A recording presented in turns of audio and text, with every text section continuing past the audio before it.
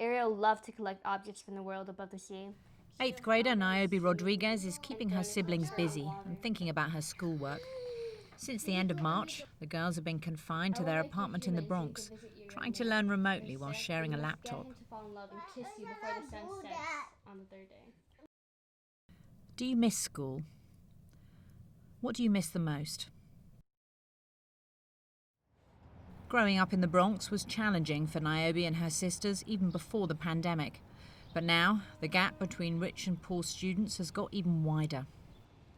New York is the epicenter of the global coronavirus outbreak, and the Bronx has been hit the hardest.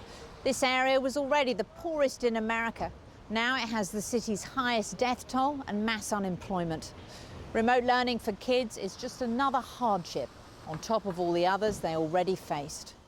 Good morning, 853. How are we all doing? Jonki Patel teaches 8th graders in the Bronx, and now she's doing it from her apartment. She's part of the Teach for America organisation, which tries to confront the inequalities in education.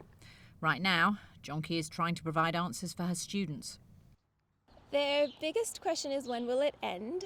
And unfortunately, we don't have the answer to that. But they also have questions about grades and when they're next going to see each other, when will they be able to go into school, and what's September going to look like. Just a lot of what is the future holding questions. How about the kids? How are they reacting to the remote learning? The kids are showing so much resilience and strength, and they're growing in different ways that I didn't really think they would. They're really stepping up to the challenge. They're figuring out new platforms on technology. They're figuring out ways to communicate with one another when they're not seeing them in person, different ways of reaching out to their teachers for help. So they're developing in ways that are different maybe to how they would develop in person, but they're still developing. Councilman Joe Borelli, a Republican who's on the Education Committee, is hopeful that New York City schools can reopen in September. He says the longer this goes on, the worse it is for the disadvantaged students. Look, I'm a parent, so I see within my own child how some progress he's made in reading and language as a young 4-year-old is sort of going by the wayside now as he struggles to deal with the computer learning. So I can only imagine how much more this is a problem for students who really don't have the type of environment at home and the technology to concentrate and to be focused on their work.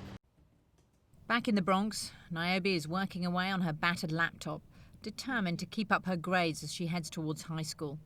Like so many students, her graduation from 8th grade this summer will be remote.